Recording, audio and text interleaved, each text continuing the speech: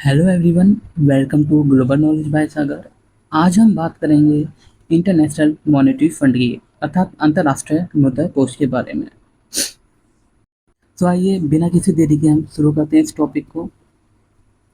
सबसे पहले हम जानते हैं ब्रेटन वुड्स संस्थान के बारे में अर्थात ब्रेटन वुड्स इंस्टीट्यूशन के बारे में। कई देशों से मिलकर अंतर्राष्ट्रीय आर्थिक संस्थाओं की स्थापना की जाती है। जो आईएमएफ है और आईबीआरडी जो है उसकी स्थापना जो है वो अमेरिका में 1944 में एक ब्रेटन वुड्स सम्मेलन होता है उसके बाद ही होते हैं, अर्थात जब द्वितीय विश्व युद्ध खत्म होने के बाद इसकी शुरुआत होती है। इसीलिए दोनों संस्थाओं को ब्रेटन वुड्स ट्विंस भी कहा जाता है। जब ब्रेटन वुड्स संस्थाएं की स्थापना की गई तो आईटीओ अर्थात अंतर्राष्ट्रीय व्यापार संगठन की स्थापना करने का भी यहाँ पे प्रस्ताव लाया जाता है, लेकिन उस दौरान क्या होता है कि आईटीओ को क्या कर दिया जाता है, अस्वीकार कर दिया जाता है कि भाई हम इसका जो है अभी हम इसको स्वीकार नहीं कर सकते हैं। वहीं ब्रेटन वुड्स सम्मेलन में जब द्वितीय विश्व युद्ध के समय क्या होता है कि 44 राष्ट्र मित्र होते हैं जो इसमें क्या लेते हैं, भाग लेते हैं यहाँ पे। इसका उद्देश्य क्या होता है कि द्वितीय विश्व युद्ध के बाद जो भी अंतर्राष्ट्रीय मौद्रिक और वित्तीय व्यवस्था है उनका क्या है, स्थापना करना है। क्योंकि जब द्वितीय विश्व युद्ध होता है तो उसके बाद काफ़ी चीज़ें जो है हानियाँ होती हैं, क्योंकि उस दौरान जो है काफ़ी स्ट्रक्चर जो है बर्बाद हो जाता है, काफ़ी पैसे जो है वो बर्बाद हो जाते हैं एक दूसरे के साथ लड़ते समय। ठीक है। ये जो ब्रेटन वुड्स सम्मेलन होता है इसको हम एक और नाम से जानते हैं जिसको United nation monetary and financial conference इसको कहा जाता है। अब ये जब कॉन्फ्रेंस होता है तो इसमें क्या है, कुछ आपकी संस्थाएं जो हैं वो उनकी स्थापनाएं की जाती हैं। जैसे कि आईएमएफ की जो है स्थापना की जाती है, आईबीआरडी की जो है स्थापना की जाती है इसी दौरान।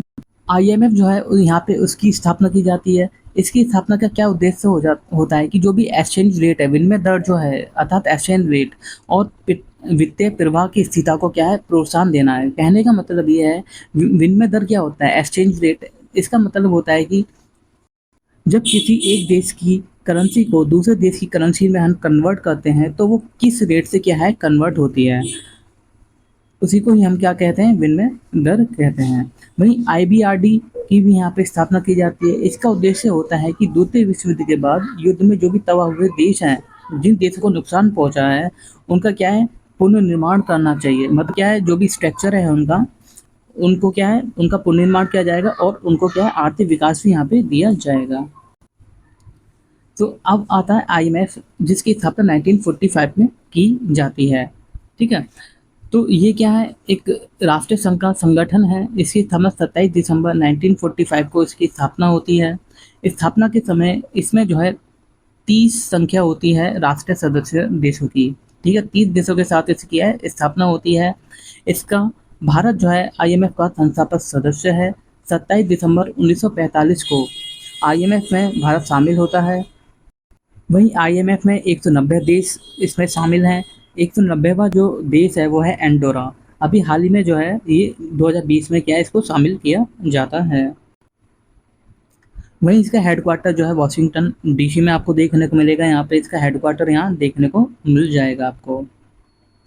नेक्स्ट आपका आता है, वहीं आईएमएफ की जो है प्रबंधन निदेशक जो हैं वो यहाँ पे क्रिस्टीना जॉर्जिया आपको देखने को मिलेंगी। और 2019 में इन्होंने क्या है, पद जो है वो ग्रहण किया था। और कार्यकाल कितना रहता है, 5 साल इनका जो है कार्यकाल इनका रहता है। ठीक है। पियरे ओलिवियर गोरोचस जो हैं वो आईएमएफ के मुख्य अर्थशास्त्री देखने को मिलते हैं। आईएमएफ केवल सदस्य राष्ट्र को ही ऋण देता है। मतलब कहने का मतलब ये है यहाँ पे कि आईएमएफ केवल उन्हीं को ही लोन देगा जो इसमें शामिल हैं, जो इसके क्या है, देश लिस्ट में शामिल है। जो 190 देश है ना, तो उन्हीं को ही क्या लोन देगा और बाकी किसी को नहीं देगा जो इसमें शामिल नहीं है। आईएमएफ का वित्तीय पोषण जो है सदस्य देशों के साथ किया जाता है। जो भी सदस्य देश होते हैं उनके द्वारा जो है इसका वित्तीय पोषण किया जाता है। हर देश का एक अंशवान और कोटे के अनुसार यहाँ पे क्या है, निर्धारित होता है। ठीक है। वहीं और बात की जाए, कोई भी देश है उसका जो कोटा है ना, उसकी वर्तमान आय जो है उसकी कितनी है और अपने सदस्य देशों के साथ उसका व्यापार कैसा चल रहा है उसके ऊपर डिपेंड करता है। ठीक है। आईएमएफ जो है वो अन्य संस्थानों से भी क्या है ऋण ले सकता है। जो बड़ी-बड़ी संस्थानें होती हैं उनसे भी क्या है ये लोन ले सकता है। स्थापना के समय आईएमएफ के पास जो है 8.8 अरब का फंड हुआ करता था। उसमें अमेरिका का जो कोटा है वो 31% था, मतलब सबसे ज़्यादा जो है अमेरिका का ही शेयर होता था। उस समय भारत का कोटा जो है शुरू में जो है 0.5% हुआ करता था, लेकिन अभी फ़िलहाल की अगर हम देखें तो वर्तमान में अमेरिका का कोटा जो है वो 17.44 आपको देखने को मिलता है, वहीं भारत का कोटा 2.76 देखने को मिलता है प्रेजेंट में। वहीं अब आईएमएफ के उद्देश्य की बात करते हैं। अगर कोई भी देश है जो इसमें शामिल है, आईएमएफ में शामिल है, अगर उस पे बैलेंस ऑफ पेमेंट अर्थात अल्पकालिक भुगतान शेष की स्थिति आपकी आ जाती है, ठीक है, उसके पास पैसा कम बचता है, तो ये क्या उसके लिए क्या समाधान निकालता है। विनिमय दर एक्सचेंज रेट को नियंत्रण कंट्रोल करने को मदद करता है। अंतर्राष्ट्रीय व्यापार के संतुलित विकास को प्रोत्साहन करता है। स्थिर विनिमय दर को ये क्या बढ़ावा देता है और अंतर्राष्ट्रीय मौद्रिक सहयोग को भी ये बढ़ावा देता है। आइए इसकी क्या है, अब आईएमएफ की स्ट्रक्चर देख लेते हैं। इसका क्या जो है शासन संरचना है। इसकी बात करें सबसे पहले इसमें क्या आ जाता है, एक शासक मंडल इसमें आ जाता है। क्या आ जाता है, एक शासक मंडल आ जाता है जिसको बोर्ड ऑफ गवर्नर कहा जाता है। आईएमएफ की निर्णय लेने वाली ये सबसे ऊंची संस्था है, ठीक है। तो सारे निर्णय कौन लेता है, बोर्ड ऑफ गवर्नर ही लेता है। शासक मंडल में प्रत्येक सदस्य का, भाई हर देश का क्या होता है, एक एक गवर्नर होता है, एक वैकल्पिक गवर्नर होता है यहाँ पे। सामान्य रूप से अगर बात की जाए तो सदस्य देश का जो वित्त मंत्री है वो कौन होता है, गवर्नर के रूप में कार्य करता है। वहीं केंद्रीय बैंक जो होता है, जो सेंट्रल बैंक होते हैं, उसका जो गवर्नर होता है वो वैकल्पिक गवर्नर के रूप में क्या करता है, कार्य करता है। वहीं अगर भारत की बात की जाए, भारत की स्थिति की यहाँ पे बात की जाए, तो यहाँ पे क्या होता है कि जो भारत के वित्त मंत्री हैं वो गवर्नर के रूप में कार्य करते हैं, जबकि आरबीआई के जो गवर्नर हैं वो वैकल्पिक गवर्नर की यहाँ पे क्या है भूमिका निभाते हैं। आईएमएफ के शासक मंडल के पास बहुत सारी यहाँ पे शक्तियाँ होती हैं, जैसे कि सदस्य देशों के कोटे में वृद्धि करनी है, या फिर यहाँ पे एसडीआर का आवंटन करना है, या नए देश को शामिल करना है, या फिर कार्यकारी जो निदेशक हैं उनको क्या है नियुक्त करना है। तो इनके पास जो है काफ़ी सारी शक्तियाँ होती हैं। आईएमएफ का जो भी शासक मंडल है उसमें 2 मंत्रिस्तरीय समितियों के द्वारा परामर्श भी दिया जाता है, और वो 2 कौन-सी समितियाँ होती हैं? पहली होती है अंतर्राष्ट्रीय मौद्रिक एवं वित्तीय समिति होती है, जिसको हम international monetary and finance committee कहा जाता है, आईएमएफसी इसको कहा जाता है। इस समिति की हर 2 साल में क्या होती है, बैठक होती है। ठीक है, तो 2 साल में क्या होती है, यहाँ पे बैठक होती है, 2 बार बैठक होती है, साल में क्या होती है, 2 बार बैठक होती है। वहीं बैठक में विश्व अर्थव्यवस्था को प्रभावित करने वाले सामान्य जो भी मुद्दे होते हैं, उन पर क्या है विचार विमर्श किया जाता है, और जो भी शासक मंडल है उनको क्या है परामर्श ये देती है। वर्ल्ड बैंक समेत जो है यहाँ पे काफ़ी सारी जो संस्थाएँ होती हैं जो इसमें क्या है लेती हैं, भाग लेती हैं। वहीं दूसरी समिति की बात करें, एक विकास समिति इसमें आ जाती है, डेवलपमेंट कमेटी। इसमें क्या होता है कि आईएमएफ और विश्व बैंक जो हैं इसमें क्या है भाग लेते हैं, और दोनों का ये संयुक्त मंच होता है। ये भी साल में 2 बार इसमें बैठक होती है। विकासशील देशों में आर्थिक विकास के लिए वित्तीय आवश्यकताओं से क्या होती है संबंधित परामर्श यहाँ पे ये देती है। इसका यही कार्य होता है। अब दूसरे नंबर पे आ जाती है कार्यकारी मंडल। पहले पे हमने देखा था कौन था, शासक मंडल था। अब दूसरे पे क्या आ जाता है, कार्यकारी मंडल आ जाता है। इसमें 24 निदेशक होते हैं, और यहाँ पे क्या है प्रत्येक सप्ताह में कई सारी यहाँ पे बैठकें होती हैं। अंतर्राष्ट्रीय मुद्रा कोष पर जो भी मैनेजिंग डायरेक्टर है और जो भी चेयरपर्सन है एग्जीक्यूटिव बोर्ड का, वो उसका क्या होता है प्रमुख होता है, जिसको कार्यकारी मंडल के द्वारा चुना जाता है, और 5 साल का इसका कार्यकाल होता है। और इसको क्या है, इसका जो कार्यकाल है उसको एक्सटेंड भी हम कर सकते हैं, तो इसके पास ये भी शक्तियाँ होती हैं। वहीं सदस्य देशों का आखिर कोटा क्या होता है आईएमएफ के लिए, जो भी सदस्य देश होते हैं उनको एक कोटा प्रदान किया जाता है, और उस कोटे के आधार पर ही जो है आईएमएफ की वित्तीय संस्थानों की, अब क्या हो गया, और सदस्य देश का क्या है अधिकतम योगदान यहाँ पे निर्धारित होता है। और वहीं जो है कोटे का मूल्य जो किस में आपका आता है, एसडीआर में यहाँ पे लिया जाता है। कोई भी देश है उसका जो कोटा है वैश्विक अर्थव्यवस्था में उसकी स्थिति के आधार पर निर्धारित किया जाता है कि वो वैश्विक अर्थव्यवस्था कैसी है, और वो क्या देशों के साथ उसके कैसे जो है संबंध, और देशों के साथ कैसा व्यापार चल रहा है। सदस्य देश कोटे के 25% तक का विदेशी मुद्रा जैसे कि अमेरिकी डॉलर, यूरो, येन आदि में भुगतान कर सकते हैं और इसे ही रिजर्व ट्रांच कहा जाता है। तो कितना कर सकते हैं? केवल 25% ही कर सकते हैं। जो भी उनके पास कोटा है उसका 25% ही क्या है, वो क्या है, ले सकते हैं लोन वगैरह। हर 5 साल में क्या है, इसकी समीक्षा की जाती है और वर्तमान समय में जो कोटा प्रणाली है वो किसी देश की सापेक्ष स्थिति और मत अधिकार निर्धारित करने के लिए भी प्रयोग की जाती है। अर्थात क्या है, जो भी कोटा होता है देश के पास, उसके पास ये भी शक्ति होती है कि भाई उसकी क्या स्थिति रहेगी और उसको वोटिंग राइट भी होता है। ठीक है ना? तो कोटे और वोट शेयर के मामले में सबसे बड़ा सदस्य यहाँ पे अमेरिका देखने को मिलता है और फिर सबसे छोटा जो है तुवालू आ जाता है यहाँ पे। यहाँ देखिए, अमेरिका का शेयर जो है वो 17.44 देखने को मिलेगा। वहीं वोट शेयर जो है इसका 16.51% देखने को मिलेगा, जो सबसे अधिक है। ठीक है? वहीं चीन आ जाता है, फिर इंग्लैंड आ जाता है। यहीं भारत की बात करें तो यहाँ पे 2.76 भारत का कोटा देखने को मिलता है। वहीं भारत का शेयर जो है 2.64 यहाँ देखने को मिलता है, भारत का शेयर। ठीक है? उसके बाद यहाँ पे अगर बात की जाए तो आईएमएफ द्वारा वित्तीय पोषण के प्रकार अर्थात type of financial by IMF. तो आईएमएफ जो कितने प्रकार की यहाँ पे फाइनेंशियल सुविधा देता है, तो यहाँ पे इसको दो पार्ट में डिवाइड किया गया है। पहला है रियायती ऋण होता है और दूसरा गैर रियायती ऋण होता है। रियायती ऋण में आपका विस्तारित ऋण सुविधा आ जाती है, स्टैंड बाई क्रेडिट आ जाता है और त्वरित ऋण सुविधा आपकी आ जाती है। वहीं गैर रियायती में स्टैंड बाई अर्थव्यवस्था आ जाती है, विस्तारित निधि सुविधा आ जाती है, त्वरित वित्तीय पोषण आपका आ जाता है, लोकशील क्रेडिट लाइन आपका आ जाता है और निवारिक एवं तरलता आ जाती है। भारत की बात करें, कभी कभी क्वेश्चन आ जाता है कि भारत ने जो है किस में से ऋण लिया था, कि रियायती ऋण में से लिया था या फिर गैर रियायती ऋण में से लिया था। तो भारत ने जो है जो ऋण लिया था आईएमएफ से, वो गैर रियायती ऋण में से लिया था। ठीक है? आइए अब इसी को देखते हैं। तो सबसे पहले हम देखते हैं रियायती ऋण के लिए। रियायती ऋण में अगर हम बात करें, गरीबी उन्मूलन एवं विकास ट्रस्ट, जो poverty reduction and growth trust जो होती है, उसके माध्यम से यहाँ पे क्या ऋण दिया जाता है। यही जो ऋण है वो उन देशों को दिया जाता है जिनकी आय जो है बहुत कम होती है और उनके लिए कुछ या तो शर्तें होती हैं या फिर शून्य ब्याज दर पर क्या है ये ऋण दे दिया जाता है। आईएमएफ के द्वारा जो रियायती ऋण होती है उसकी 3 सुविधाएं प्रदान की जाती हैं यहाँ पे।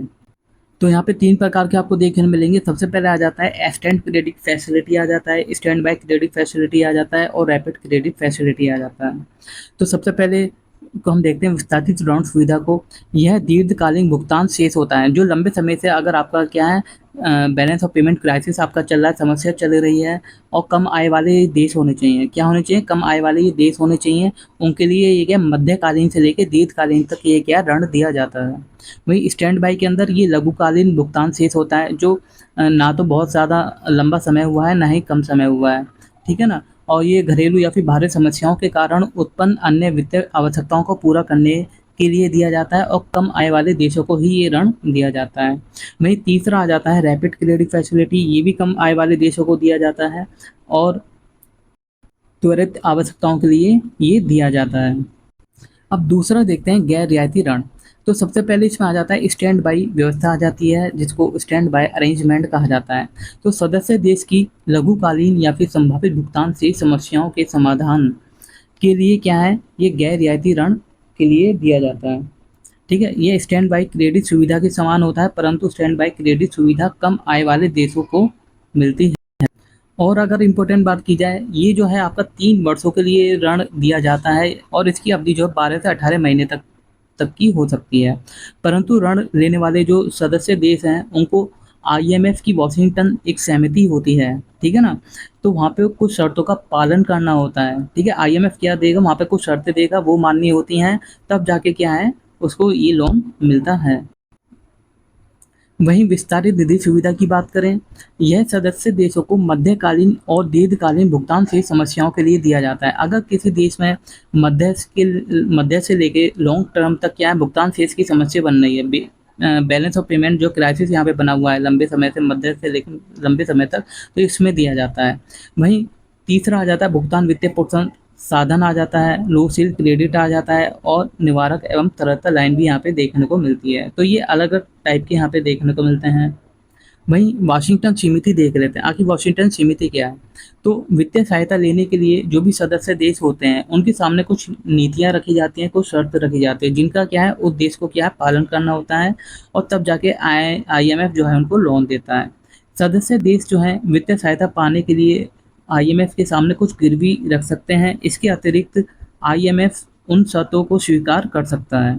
अगर शर्त पूरी नहीं होती है तो IMF क्या करता है अपनी तरफ से क्या है वित्तीय सहायता क्या है वो रोक सकता है, उसके पास ये पावर होती है। भाई अगर तुम किसी का कहना नहीं मानोगे, सीधी सी बात है, वो क्या कर देगा, रोक लेगा। वहीं अब इसमें क्या क्या शर्तें होती हैं। पहला है कि मुद्रा का अवमूल्यन करना है। अवमूल्यन का मतलब है कि आपको क्या है जो आपकी जो करेंसी है ना, आपको उसका रेट क्या है कम करना होगा, ठीक है ना? आपको उसका रेट क्या है कम करना होगा। सबसे पहले ये आ जाता है मुद्रा का अवमूल्यन, ठीक है? मुद्रा को स्थिरता प्रदान करने के लिए उच्च ब्याज दर, भई आपको क्या है हाई रेट इंटरेस्ट आपको लगाना होगा। दूसरा है कि बजट में संतुलन और अत्यधिक खर्च पर रोक, जो भी आपके देश में जो भी फालतू के खर्च हो रहे हैं, आपको क्या है उन पर रोक लगानी होगी। तीसरा है मूल्य नियंत्रण हटाना, भई आग और जो भी सरकार के द्वारा जो सब्सिडियाँ दी जाती हैं, ठीक है? गवर्नमेंट जो भी सब्सिडीज़ वगैरह होती हैं, उनको क्या है रोक दिया जाता है। राष्ट्रीय कानून के संदर्भ में विदेशी निवेशक के अधिकारों को बढ़ा दिया जाता है और व्यापार उदारीकरण जो भी आयात और निर्यात होता है, भई उसके प्रतिबंध को हटा दिया जाता है। भई आपको व्यापार करना होगा और उसमें आयात भी करना होगा और निर्यात भी करना होगा। मतलब दूसरे देश से चीज़ें भी लेनी होंगी और अपने देश से चीज़ें भी भेजनी होंगी। तो ये आपकी जो है कुछ शर्तें यहाँ पे देखने को मिलती हैं IMF की। वहीं भारत और IMF के बारे में बात करें तो भारत जो है इसका क्या है एक संस्थापक सदस्य है। 2003 से भारत और IMF के संबंध में काफ़ी परिवर्तन हमें देखने को मिल रहा है। पहले भारत क्या करता था, ऋण लिया करता था, लेकिन अब भारत क्या है ऋण देने वालों में से एक उभरा है। वहीं IMF का कोटा जो है, भारत जो है वो 13वें स्थान पर आपका आ जाता है, जो 2.76% यहाँ पे देखने को मिलता है। वहीं वोटिंग राइट में भारत जो है 2.3% से बढ़कर 2.64 आपका हो गया। तो भारत की जो स्थिति है वो पहले से बेटर यहाँ पे हो चुकी है। उसके बाद आ जाता है IMF ने भारत को 2 भुगतान शेष संकटों के समय सहायता की थी, ठीक है?